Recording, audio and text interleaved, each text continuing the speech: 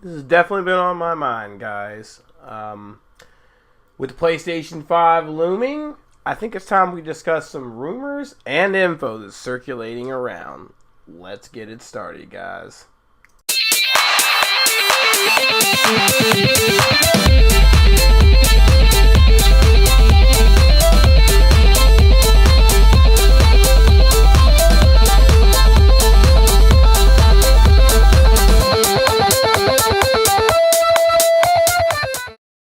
And welcome to Savage Gamer.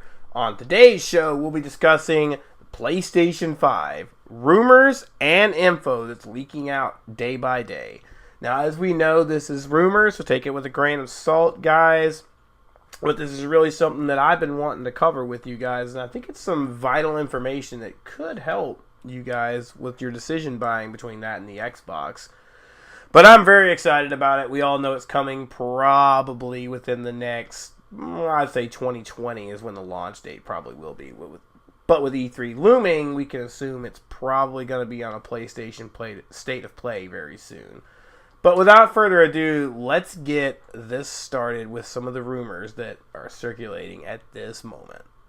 I think the first and biggest thing that's floating around that I think is really important to know is that backwards compatibility. Sony filed a patent, I think it was a few months ago, basically for legacy gaming, which aka means, if you read some of the patents, it would allow the system to play PlayStation 1, PS2, PS3, PS4 on the PS5. And if they do this, that would be absolutely amazing. That would be beneficial to all of us collectors, as well to a new generation of gamers to experience some of these classic games. It would also benefit Sony because they could re-release these games through emulation through their PlayStation Now and PlayStation Plus. And I think that would be a huge selling point for the console. Xbox has already been doing this to great success, so I think Sony is going to follow suit. And I think that's a win-win for everybody. And most likely from what I'm hearing and seeing, that this is probably a fact. So I'm very excited about that one. Another one is PlayStation VR. I know this is something that some people aren't into. I love the PlayStation VR, but it's going to be a mainstay for the PlayStation 5 moving forward. Most likely, it'll probably get rid of that box that was on the PS4 version. It'll probably be built into the system, if I had to guess. They'll also probably get rid of the wires that were on the back.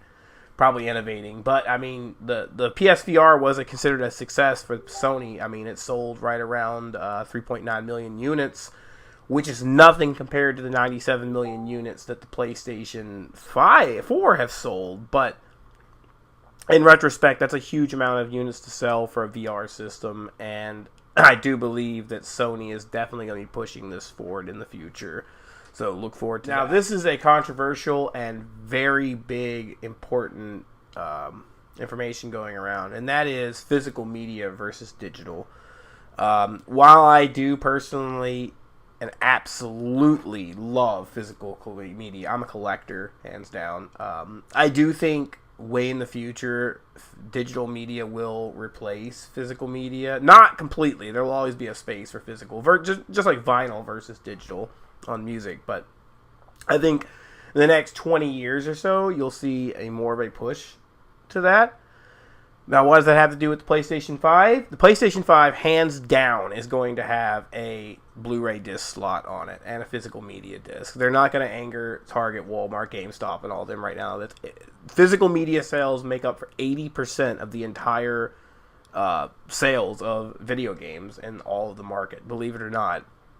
And that being said, Sony has already began a while back production and has already out 4x XL Blu-ray disc, which holds up to 128 gigs of data on a disc, and that is most certainly going to be the format that they'll be moving forward with on the PlayStation 5. There's no reason to believe they won't. Now, do I think they'll have a cloud streaming service and more push towards that on the system? Absolutely. But Sony has also shown very much the ability to be focusing on single-player experiences as well as the collectors. They do sell quite a few copies to Limited Run Games, which produces games on physical media. So physical media is not going away on this generation, guys. It's not. Now, will there be a discless version of the system you could buy? Possibly. But I don't think PlayStation's really going to go that route. I think it's going to be one system, one price, and that will be the launch system. They've learned from the PlayStation 4 and what does success, and they're going to continue that into the future. And that'll do it, guys. I hope you guys enjoyed the information I had for the PlayStation 5. There's going to be a lot more information and rumors coming out over time.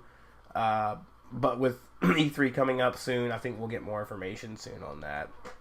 If you like the content that I've been putting on here, please make sure you subscribe. Make sure you throw a like down on this video. Anything you might want to tell me, drop it in the comments down below. Love hearing from you guys. There is a link in the description for my Discord. Please join the Savage Nation Discord so we can keep discussing games, throw me ideas, things like that. Speaking of discussions, we will be having the first Savage Talk. It'll be going live on Saturday around 7 p.m. Me and 5 of the guests, one of which being Coffee, Queen of Coffee Cups. She's been a guest on here before. We'll be discussing the future of gaming and the implications on that. There'll be some subjects, and it will be broadcast live. I hope you guys really enjoy that. It'll be saved to watch for later if you miss it, but please don't. But I just want to thank all my new subscribers, and we continue to grow the channel. I want to thank you guys so much. But as always, stay savage.